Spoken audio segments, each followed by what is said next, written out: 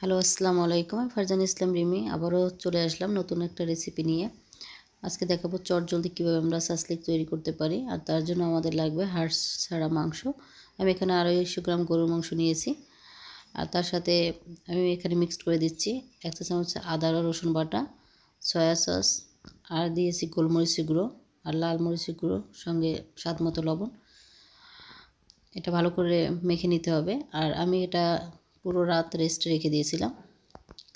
আর এখন আমি আপনাদের দেখাচ্ছি কিভাবে। আর এই কাঠিটা আমি বাজার সুপার শপে কিনতে পাওয়া যায় মুদি দোকানে, কিন্তু আমার কাছে ছিল না, তাই আমি বাসায় এটা তৈরি করে নিয়েছি। আপনারা সুপার শপ থেকে কিনে নেবেন। আর আমি একটা কাঠির মধ্যে গেঁথে আপনাদের কিভাবে আমি তৈরি করতেছি দেখাচ্ছি। আমি এখানে নিয়েছি গোটা পেঁয়াজ, সঙ্গে নিয়েছি আপনার টমেটো, আর নিয়েছি 2টো গাজর। এভাবে স্লাইস করে নেবেন, একটু বড় বড় করে নেবেন। যদি একটু বড় বড় হয় তাহলে তাড়াতাড়ি সেদ্ধ হবে না, কারণ মাংসটা হতে যেহেতু একটু সময় লাগবে। আর যদি এভাবে সবজিগুলো একটু বড় বড় করে কাটা হয় তাহলে এখন আপনাদের দেখাচ্ছি, একটু ভেজে দেখাচ্ছি। আমি তাওয়াটা গরম করে নিলাম, দিয়ে দিচ্ছি তেল। তেলটা হালকা গরম করে আমি এখানে শাঁসলিগুলো দিয়ে দিলাম। আর এই পর্যায়ে অবশ্যই আঁচটা একটু মিডিয়াম আঁচে রাখবেন।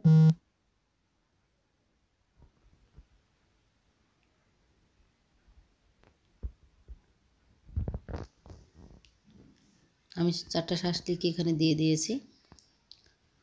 এবার যেটা করতে হবে, এটা আপনাদের উল্টে পাল্টে ভেজে নিতে হবে। আর এই ব্রাশ দিয়ে বারবার এটাকে যতটা ব্রাশ করে দিবেন, তেলটা বাড়তি তেলগুলো এখানে ব্রাশ করে দেবেন। আর আমি এখানে টমেটো সস নিয়েছি, এটা উপরে ব্রাশ করে দেওয়ার জন্য। তাতে কি হয়, অনেকটা স্মুথ হয়, নাহলে মাংসটা হার্ড হয়ে যাবে, খেতে ভালো লাগবে না। আমাদের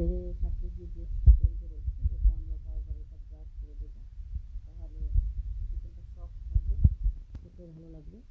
আমার শাশুড়িগুলো হয়ে গেছে, এবার আপনাদের একটু পরিবেশন করে দেখালাম।